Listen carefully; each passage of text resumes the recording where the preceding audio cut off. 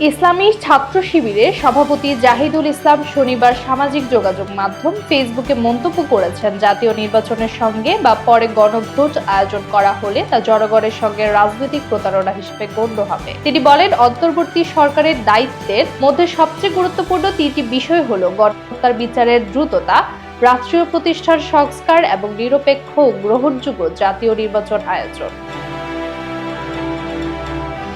শিবির সভাপতির মতে, দেশের গণহত্যা বিচার কার্যক্রম এখনো খুব দৃঢ় গতিতে চলছে। যদিও কিছু ছোটখাটো পদক্ষেপ নেওয়া হয়েছে, তবে এখন পর্যন্ত কোনো রায় দেওয়া সম্ভব হয়নি। শহীদ পরিবারের সদস্যরা দীর্ঘ সময় ধরে ন্যায় বিচারের অপেক্ষায় আছেন। তিনি বলেন, হাসিনা খুনি প্রমাণ করার জন্য পর্যাপ্ত তথ্য প্রমাণ থাকা সত্ত্বেও বিচার কার্যের প্রতি অত্যন্ত দৃঢ়।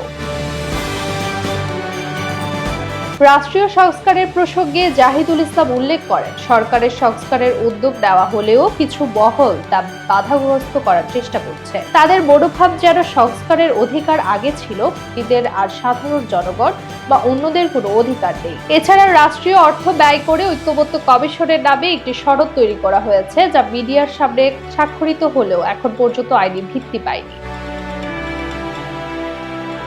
তিনি আরো সতর্ক করেছেন যে কিছু উপদেষ্টা ও প্রশাসনের অংশ গণভোট এবং নিরপেক্ষ নির্বাচনের বাধা সৃষ্টি করতে চাচ্ছে। জাহিদুল ইসলাম মনে করেন, গ্রহণযোগ্য নির্বাচন আয়োজন মূলত রাষ্ট্রীয় সংস্কারের উপর নির্ভর করছে এবং জনগণকে সচেতন থাকতে হবে।